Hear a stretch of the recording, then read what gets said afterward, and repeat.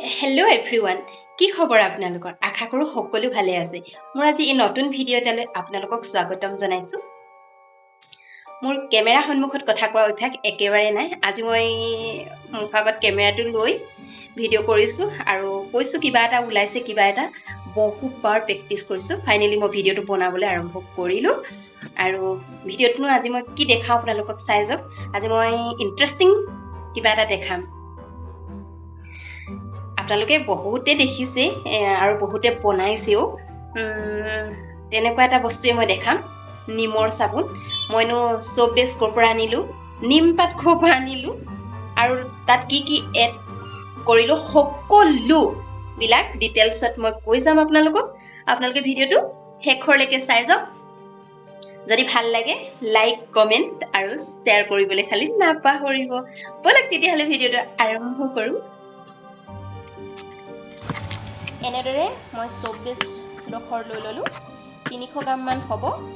আৰু সৰু সৰুকৈ এনেদৰে মই পিচ কৰি লৈছো যেহেতু মই এইখিনি গলাব লাগিব সৰু সৰুকৈ কাটি ললে ধুনীয়াকৈ গলাবলৈ ভাল আৰু এনেদৰে মোৰ গোটেই সোপ বেছখিনি কাটি হৈ গ'ল আৰু এতিয়া আপোনালোকক দেখাম মই নিম পাত কেনেকৈ ইয়াত পিচি লম এইটো মই মিক্সাৰত পিচি তাৰ ৰসটো উলিয়াই লম আৰু কেনেকৈ মই কৰি যাওঁ আপোনালোকে চাই যাওক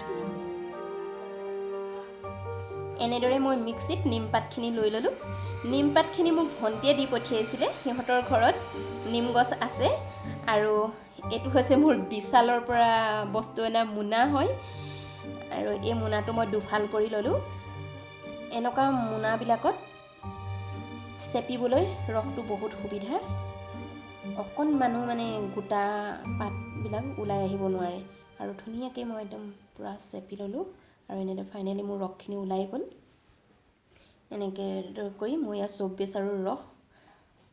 আৰু এতিয়া মই পানীখিনি গৰম কৰি ষ্টিলৰ বাচনটো তাত দি দিলোঁ আৰু কাৰণ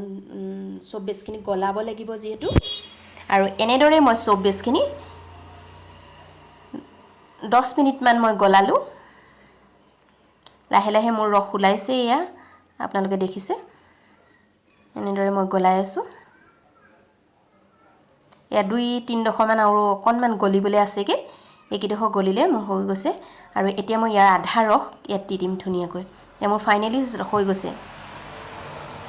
ইয়াত মই আধাটো ৰসটো ঢালি দিলোঁ আৰু ধুনীয়াকৈ মিক্স কৰি লৈছোঁ তাতে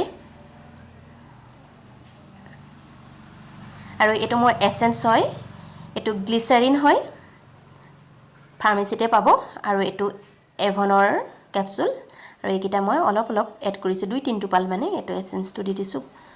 যিহেতু মোৰ নিমৰ এচেঞ্চ নাই সেইকাৰণে মই ৰ'জৰ এচেঞ্চটোকে দি দিলোঁ আৰু ভিটামিন ই কেপচুলকেইটাৰ জেলটো উলিয়াই মই ভালদৰে মিক্স কৰি ল'লোঁ আৰু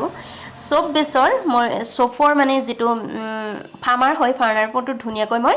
ভেচলিন সানি ল'লোঁ আৰু এনেদৰে মই মিক্সাৰখিনি ফাৰ্মাৰকেইটাত ঢালি দিলোঁ